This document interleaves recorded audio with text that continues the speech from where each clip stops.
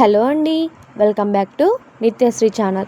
ఈరోజు మనం ఎగ్ దమ్ బిర్యానీ ఎలా చేయాలో ప్రాసెస్ చూసేద్దాం.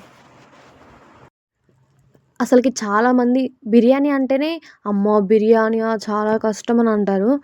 ఏం కష్టం ఉండదండి, చాలా సింపుల్గా చేసేసుకోవచ్చు.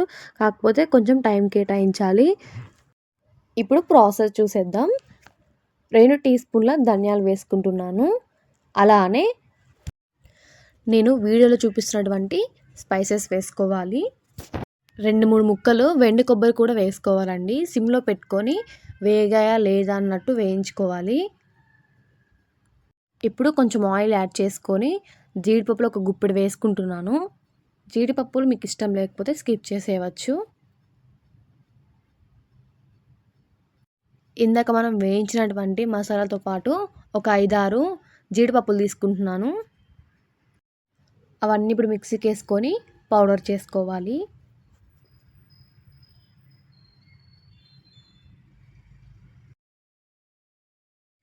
నేను ఒక 3 ఆనియన్స్ తీసుకుంటున్నానండి, మీడియం సైజులో ఉన్నటువంటివి. ఇలాగ సన్నగా కట్ చేసుకొని ఇందాక మనం వేయించినటువంటి కడాయిలోనే ఇంకొంచెం ఆయిల్ యాడ్ చేసుకొని ఇవన్నీ వేసుకొని వేయించుకోవాలి. ఏ బిర్యానీకైనా సరే ఫ్రైడ్ ఆనియన్స్ అనేది చాలా ఇంపార్టెంట్ అండి.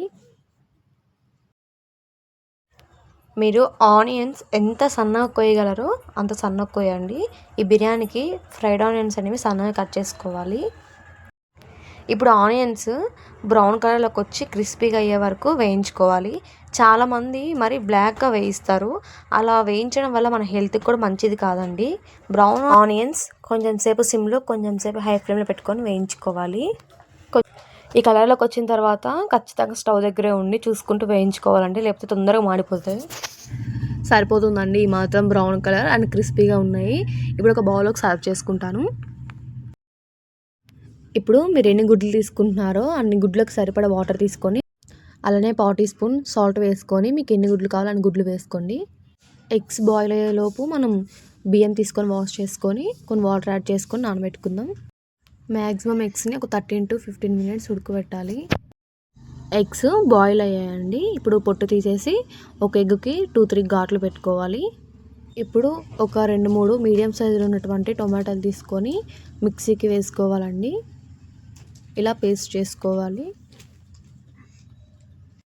ఇప్పుడు మీరు ఏ కడాయిలో బిర్యానీ చేయాలనుకుంటున్నారో ఆ కడాయి పెట్టుకొని తగినంత ఆయిల్ పోసుకొని గుడ్లు వేసుకొని అలానే ఉప్పు కారం పసుపు 3 వేసుకొని వేయించుకోవాలండి. గుడ్లు ఉడకబెట్టుకునేటప్పుడు కొంచెం సాల్ట్ వేసుకుంటే పొట్టు అనేది ఈజీగా వచ్చేస్తుందండి. మ్యాక్సిమం ఒక 1/4 టీ స్పూన్ అన్న వేసుకోవాలి.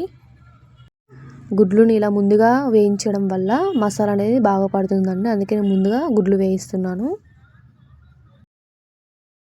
క్రిస్పీ కలర్లో వేయిన తర్వాత ఒక బౌల్లోకి తీసుకొని వేసి పెట్టుకోండి.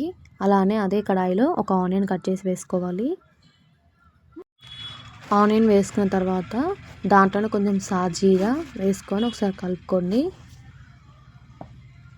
హోల్ గరం మసాలా మనం ముందుగానే మిక్సీ పట్టుకున్నాం కాబట్టి దీంట్లో వేయాల్సిన అవసరం లేదండి. ఓన్లీ సాజీరా వరకు వేస్తున్నాను నేను. ఒకసారి ఆనియన్ సాజీరా కాల్చేటట్టు కలుపుకోవాలి. 2 మినిట్స్ తర్వాత గుప్పెడంత పుదీనా వేసుకుంటున్నాను. పుదీనా వేయడం వల్ల ఫ్లేవర్ అనేది మంచిగా అనిపిస్తుంది. అలాగే ఒక 4-5 పచ్చిమిర్చి తీసుకొని చీలికలు కట్ చేసుకొని వేసుకోవాలి. వేసుకున్న తర్వాత ఇంకొకసారి కలుపుకోవాలి. ముందుగా మనం వేయించినటువంటి ఫ్రైడ్ ఆనియన్స్ కొన్ని వేసుకుంటున్నానండి. ఇప్పుడు ఒక 1/2 టీ స్పూన్ సాల్ట్ వేసుకుంటున్నాను.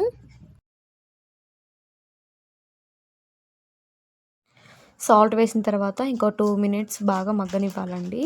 అలానే మనం ముందుగా గ్రైండ్ చేసుకున్నటువంటి టొమాటో పేస్ట్ని వేసుకుందాం.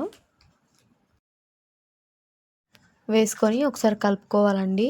కలుపుకొని మీడియం ఫ్లేమ్లో పెట్టుకొని ఒక 2-3 మినిట్స్ టొమాటో పేస్ట్ అనేది కొంచెం ఆయిల్ పైకి తేలే వరకు బాగా వేగనివ్వాలి. ఇప్పుడు ఒక కడాయి పెట్టుకొని నేను ఈ గ్లాస్ తోటి 3 గ్లాస్ బియ్యం తీసుకున్నానండి. కాబట్టి నేను ఒక టుంబావు లెక్కన 5 గ్లాసులు వాటర్ తీసుకుంటున్నాను. మీకు రైస్ పొడి పొడిగా వద్దనుకుంటే కొంచెం మెత్తగా కావాలనుకుంటే ఒక గ్లాస్ బియ్యానికి 2 గ్లాసులు వాటర్ పోసుకోండి. ఇప్పుడు మీ దగ్గర ఉన్నటువంటి హోల్ గరం మసాలా, దాల్చిన చెక్క, 4 లవంగాలు, 2 పువ్వు, మరాఠీ మొగ్గ, అలానే బిర్యానీ ఆకు, అలానే 4 లవంగాలు, సాజీరా 1/4 టీ స్పూన్ మొత్తం వేసుకోవాలి. ఇప్పుడు కొంచెం బిర్యానీ మసాలా పావు టీ స్పూన్ వేసుకుంటున్నాను. అలానే 1 స్పూన్ సాల్ట్ వేసుకుంటున్నానండి.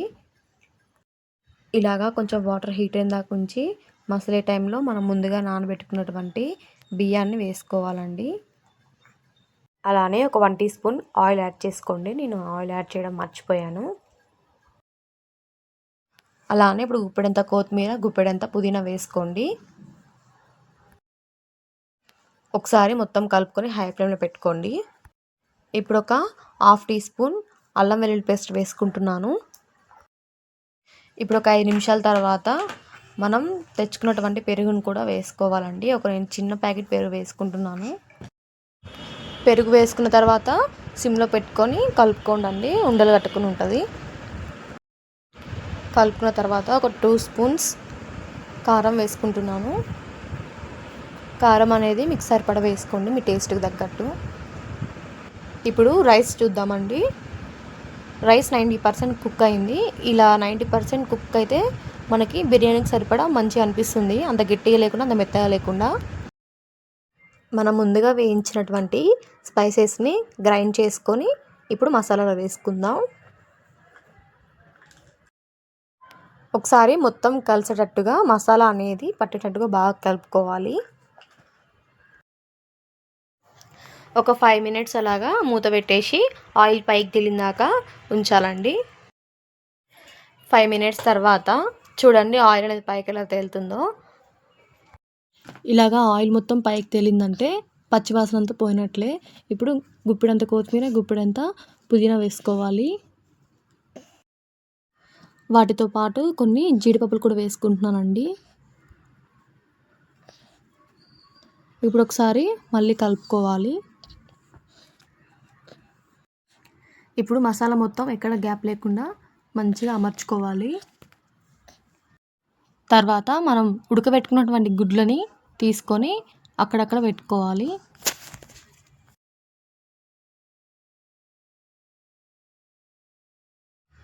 ఇప్పుడు మనం 90% కుక్ చేసుకున్నటువంటి రైస్ని తీసుకొని గ్యాప్ లేకుండా వేసుకోవాలండి. అలానే మనం వేయించినటువంటి ఫ్రైడ్ ఆనియన్స్ కొన్ని, కొంచెం కొత్తిమీర, కొంచెం పుదీనా, అలానే కొన్ని జీడిపప్పులు వేసుకొని మీ దగ్గర నెయ్యి ఉంటే నెయ్యి వేసుకోండి.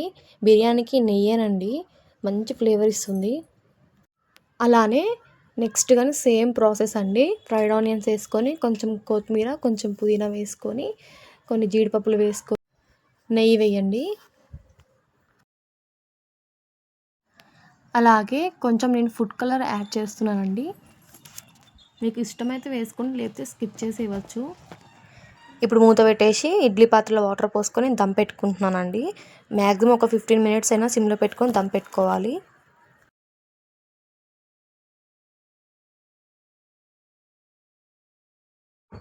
ఫిఫ్టీన్ మినిట్స్ తర్వాత మంచిగా ప్లేట్కి మొత్తం ఆవిరి పట్టేసి దమ్ము కూడా మంచిగా అయిందండి. స్మెల్ చాలా బాగా వస్తుంది.